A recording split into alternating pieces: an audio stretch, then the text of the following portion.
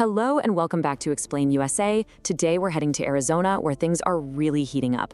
A state senator has taken the pretty extraordinary step of asking the U.S. Department of Justice to criminally investigate two of the state's top officials. And at the very heart of this is a really serious allegation: witness tampering.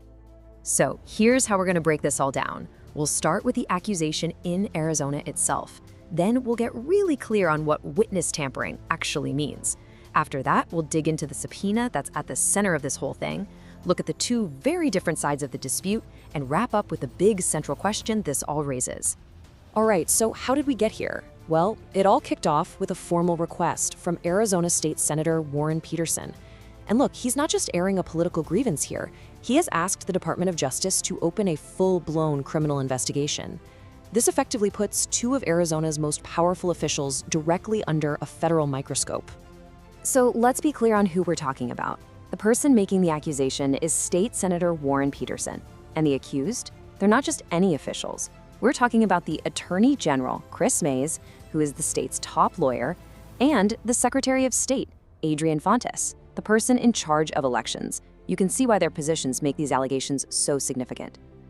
And we're not talking about small stuff here. The letter that was sent to the DOJ lays out two potential federal crimes: obstruction of justice and, the big one, witness tampering. I mean, these are incredibly serious charges that suggest a deliberate attempt to interfere with an official investigation. To really wrap our heads around what's being claimed, we've got to understand that central allegation. So what does witness tampering actually mean in a legal sense? Okay, so here's the textbook definition. At its core, witness tampering is any attempt to improperly influence or, stop a witness from cooperating in an official proceeding. It's this specific legal definition that is the entire foundation of Senator Petersen's complaint. So with that definition in our back pocket, let's look at what actually sparked this accusation. I mean, this whole dispute didn't just pop up out of nowhere. It all started with a very specific legal demand from the feds. The backstory here really unfolds in three key steps. First, it started with the Arizona State Senate's own review of the 2020 election. That review then prompted the FBI to issue a subpoena for records related to it. And it was the response to that federal subpoena that led directly to these allegations of interference. And this is exactly where the story splits in two. You've got two fundamentally different ideas about how state officials should have handled that FBI subpoena, and that created a massive conflict. And the disagreement couldn't be more clear. On one side, you have Senator Petersen's position, which is basically that a federal subpoena is a legal command and you have to follow it. But the opposing view from the accused officials is that they should actually resist cooperation because they're worried about federal overreach and the risk to private voter data. Now, according to Senator Petersen's referral letter, this wasn't just some passive disagreement. He alleges that Mays and Fontes actively told other officials to just ignore what the FBI was asking for and not to hand over the information. That's the act he's pointing to as potential witness tampering.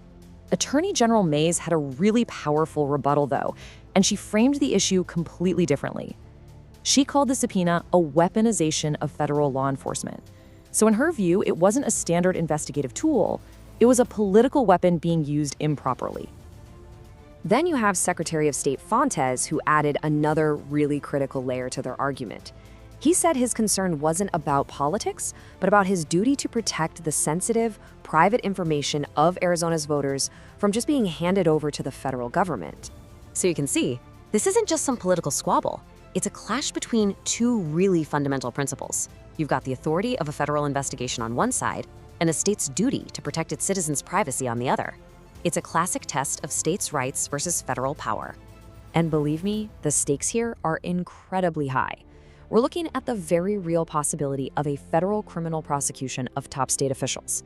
This could set a huge precedent for state versus federal authority, maybe even change how election disputes are handled across the country. Plus, it raises these vital questions about voter data security, all while playing out against the backdrop of the never-ending debate over the 2020 election. So this whole conflict really leaves us with a tough but vital question. When a federal investigation into an election slams up against a state's claims of federal overreach and its duty to protect voter privacy, where do you draw the line? There are no easy answers here, and whatever the DOJ decides to do will have consequences far beyond Arizona. If you like informative videos, you can subscribe to my channel and press the bell icon. Thanks for watching.